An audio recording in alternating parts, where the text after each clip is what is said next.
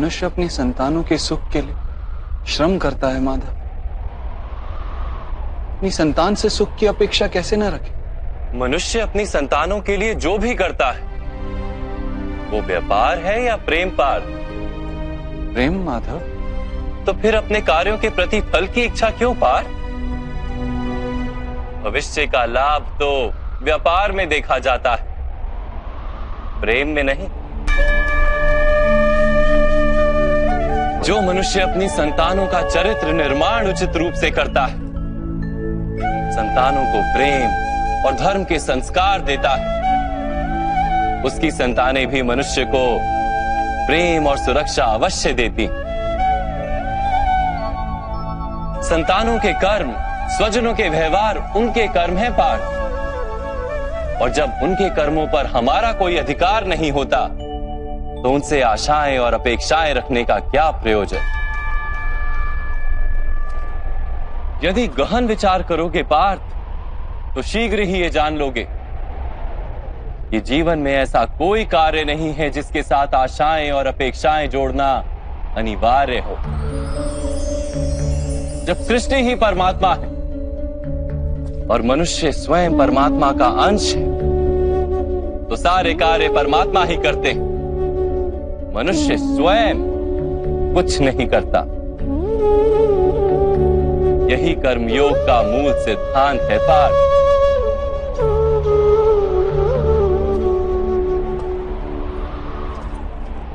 तुम्हें भी कर्मयोगी बनकर ये युद्ध करना आवश्यक है पार्थ।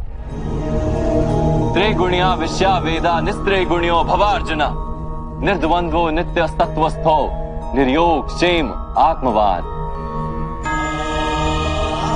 तीन गुणों का त्याग करके निर्गुण बन जाओ पार्थ। इस द्वंद्व से मुक्त हो जाओ। सदा सत्व अर्थात परमात्मा में बुद्धि लगाकर कर्तव्य का वहन करते रहो। कुछ प्राप्त करने की इच्छा और कुछ प्राप्त किए हुए का रक्षण करने का विचार त्याग दो पार्थ और अपनी आत्मा को स्वतंत्र कर लो।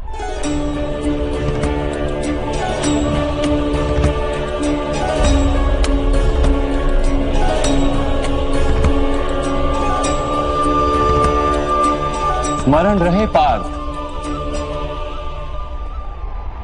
कर्मण्यवाधिकारस्ते मा फलेषु कदाचन मां कर्म फल हेतुर्भू माते संगोस्त्व कर्मणि। तुम्हारा अधिकार तो केवल कर्म करने का है, फल तो ईश्वर के हाथ में। इसलिए ना कर्म से भागना उचित है और ना ही कर्म के फल की आशा रखना उचित है।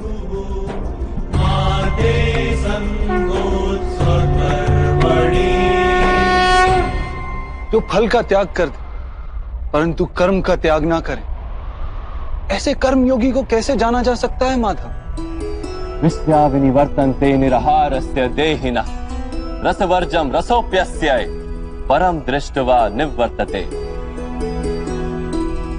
सुनो पार्थ, जो स्वाद से छूटने के लिए भोजन का ही त्याग कर देता है, वास्तव में उसके मन से स्वाद की लालसा कभी जाती ही नहीं।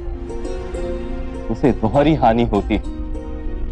एक तो वो निर्बल हो जाता है, जिसके कारण परमात्मा को प्राप्त करने का जो प्रयत्न अनिवार्य है उसे वो नहीं कर पाता, और दूसरा सदा ही उसका मन स्वाद की लालसा से भरा रहता है। इसलिए भोजन का त्याग करने से उत्तम है स्वाद की लालसा का ही त्याग कर दिया जाए। कर्मयोगी अपने मन की सारी लालसाओं को खींच लेता है, जीवन को कर्तव्य मानकर कार्य अवश्य करता है, किंतु उन कार्यों से जुड़ता नहीं।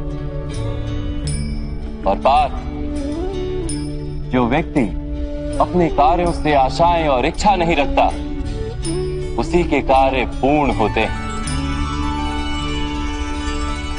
एक असफलता से दुखी होकर जिसका मन डोलता नहीं, एक सफलता से आनंदित होकर जो स्वयं को सर्वश्रेष्ठ नहीं मानता, ऐसे ही व्यक्ति को कर्म योगी कहते हैं।